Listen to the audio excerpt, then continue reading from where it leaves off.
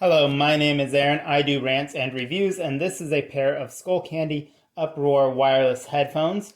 I've been using them for about 3 years now, so this is my long-term review. Now, we'll start off with the basic features, and then I'll go over my pros and cons. Now, I paid about 20 USD for these back in the day. Nowadays, you can get them from $30 to $50. I definitely would avoid paying that higher end of that.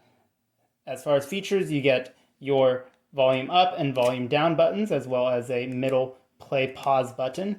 This can also be used to trigger your assistant on your phone if you have Google or Siri, things like that.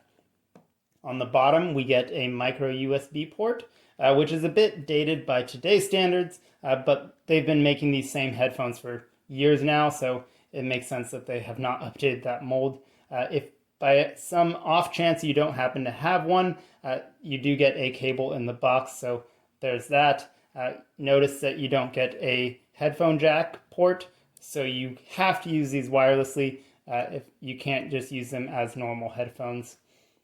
And they do not collapse, so they just stay open like this. So you can extend and collapse these, but that's pretty much the extent of that.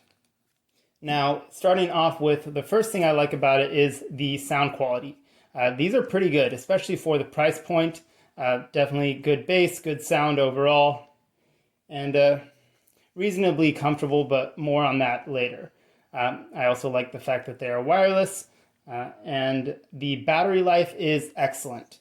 There's only one time where these died on me, where I thought they shouldn't have, but I think I just had forgotten to charge them for a while. But other than that, they hold the charge, and I haven't had any issues with battery life. Moving on to the cons, the first of which is comfort. So these will pinch your ears after a while. I tried extending these to different lengths. I tried messing with that, and no matter what I did, these would start hurting my ears after about an hour of use. And it was pretty consistent. It just started to dig in.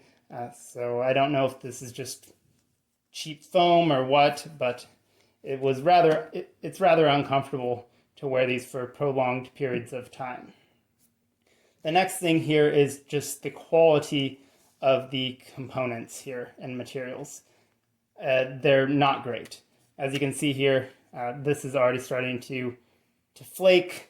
You're seeing all this stuff here, and they're even starting to tear off of the plastic housing there, which is unfortunate. I would have expected these to last a bit longer than that. And these, for just the record, these have never gone outside.